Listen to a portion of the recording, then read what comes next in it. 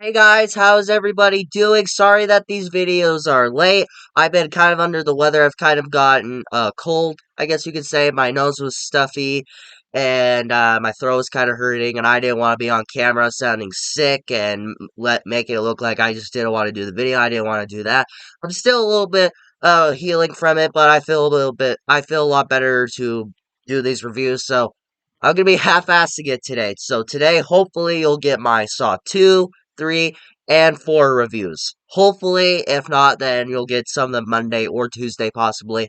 But with that being said, I have reviewed Saw. Please go check that out if you have not seen it. So here are my thoughts on Saw 2. Starting off with my positives on Saw 2 is I really like the opening of this movie, where just the opening of this movie, you could tell it was the bigger budget. You could still tell it was by the same creative team that brought us the first movie, where you get this one guy, he's in a room, and every other Saw movie opens at this point, where it just opens with some dude in a room. And he has to play this sick game where he has like this trap on him where it's gonna close on him if he doesn't get the key. He calls it a Phoenix fly trap, and where the key is inside his eye, and he has to cut open his eye just so he can get the key. What I like about that trap is that it's a simple thing. Like, you can do this, but it's such a hard task where you can live without an eye. Really, when you think about it, if you cut open one eye, I think you can live without it. But it's such impossible just to do it yourself. Like, you doing it yourself, that is hard to do. That is a really hard thing to do, to put yourself through, try to cut open your own eye just to save your life. It's a simple task and just to save your life, but it's also nearly impossible just to cut open your own eye. Positive is I do like Darren Lynn Bousman in the director's chair for these next few films, where James Wan, he only directed the first movie. It's a shame that he didn't come back to direct, but he did help co-write the story, and he also came up with the story of this film, which I'm glad to see. But I do like Darren Lynn Bousman's kind of perspective of Saw. If I'm not mistaken, he's directed the most Saw movies. He directed Saw 2, 3, I think 4 and Spiral. He might have directed 5, but I can't remember. But Darren Lynn Bousman is the only man to direct like 4 or 5 Saw movies, and I do feel he's a pretty good director, and you can see a lot of the passion that he has for this Saw franchise, and all these Saw movies kind of created his career. Like, a lot of the movies that you've seen him worked on, it's basically because of this franchise. I also like seeing that we get to see John Kramer more, aka Jigsaw, since the ending of Saw, where you saw him get up from the bathroom floor, and it's out in the open who Jigsaw is. We all know who he is now, and so the directors, the writers, they already knew that we don't need to keep it a secret anymore. He's out in the open. Everybody knows who he is, so they basically make him the main character of this movie. And I love seeing Tobin Bell more. He is a fantastic actor. He is Jigsaw in my mind, where I feel that nobody else could have played this character. He's such a great actor. He delivers the performance of Jigsaw so well, to where he delivers a great performance to where he messes with your mind, he gets in your head, he gives you simple clues of where certain things are, but you just don't see it. In a way, he's kind of like the Riddler. I kind of like to call it, where he's like a more sadistic Riddler, where he gives you clues about something, where like how like Detective Master's like, "Where's my son?" He goes, "He's in a safe place," and then in the end of the movie, he's literally been in a safe, where he gives you subtle hints here and there. So it's like, "Oh, he's here. Oh, this is there. Like, I need to stay here while you go do this." Like, he gets in your mind, and he's such a good actor, and he's so good at being a dick in this movie, to where you hate Jigsaw, and everything he's saying, you're like, "Dude, shut the fuck up." But at the same time, you're like, "Don't shut up. I love everything that you're saying." Tobin Bell's performance as Jigsaw, um, I will compete. This is probably the best performance as the character, but I could be wrong. But I love the performance by Tobin Bell in this movie. We get to see Jigsaw right in the open. We get to see him from beginning to fucking end, and I love that. Somebody else I like to see that we got to see more of is Amanda. I like seeing Amanda return, where she played a small part in Saw, but at the same time she was kind of an important character, where she was the only person in Saw to survive one of the traps in the movie, where she survived the reverse bear trap, and how she survived Jigsaw's game, and how he helped her. putting it lightly, I guess. And we get to see her throughout this movie where she's in another deadly trap and to where she has to survive it with all these people, where she's the only person that has experienced something like this and knows what to do and how to survive and what's stupid and what's not stupid. I like seeing Amanda. She's one of my favorite characters of the franchise. I really like her character. To me, she's always been like a interesting character. I could put it like that.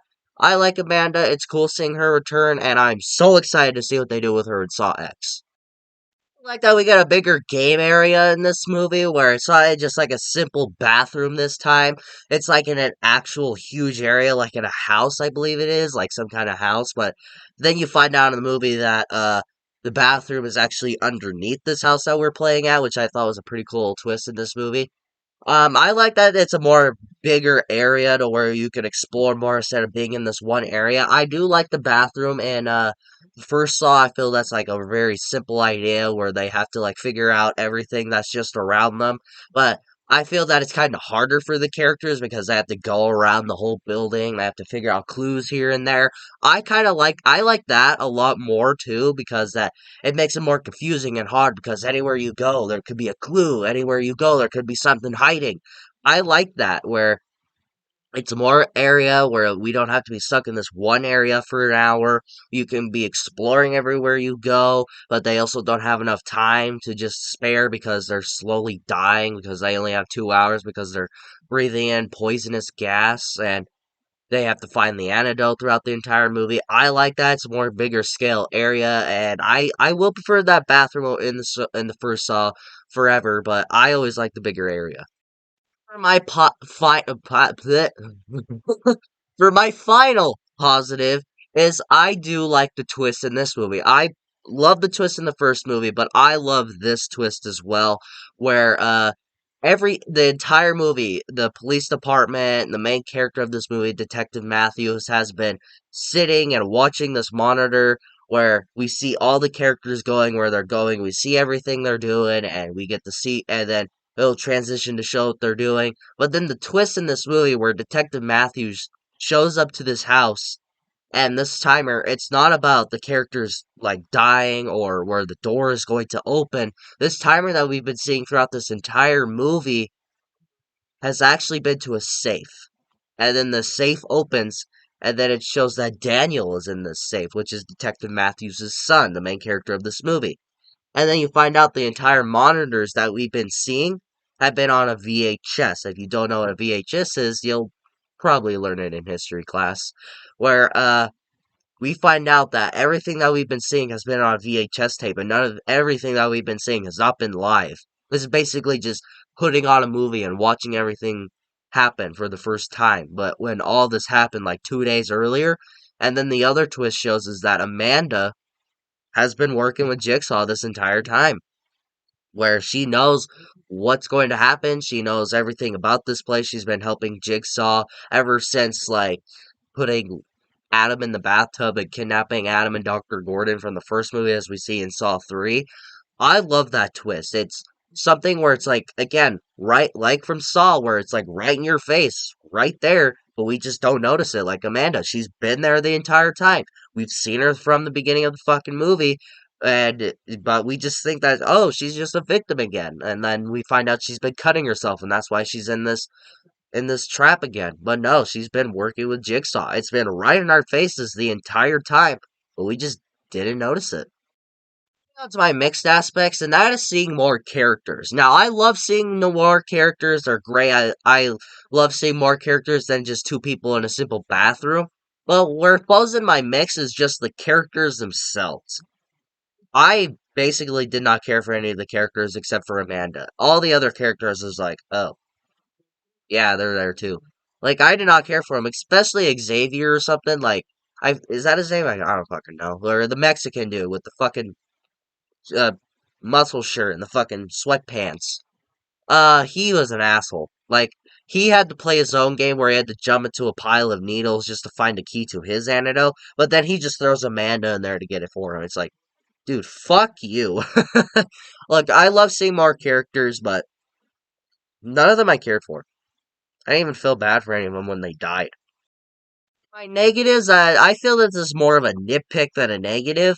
Is this Obby subplot where this guy named Obby, he apparently helped John Kramer, Jigsaw, and Amanda, supposedly, kidnap these characters and put them into this room, and his gift, Jigsaw's gift to him is getting the antidote back.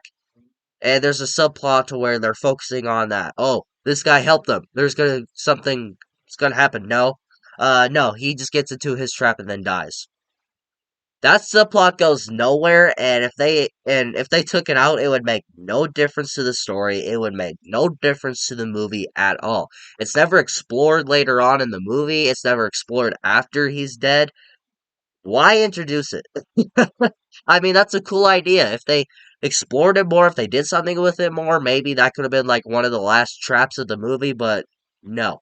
They introduce it and it goes fucking nowhere. Again, it's more of like a nitpick than anything, but they introduce it and goes fucking nowhere. All in all, guys, I like Saw 2. It's a great follow-up to the first movie. It's one of the best sequels of this franchise, and I would contend is probably slightly better than the first movie, but until I get to my ranking, we'll find that out. But I like Saw 2.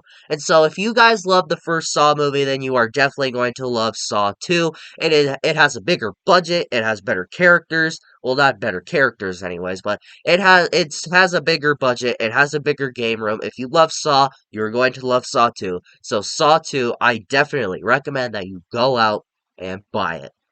What do you guys think about Saw 2? Have you seen it? What did you think about it? Do you prefer this over Saw? Do you prefer Saw over this one?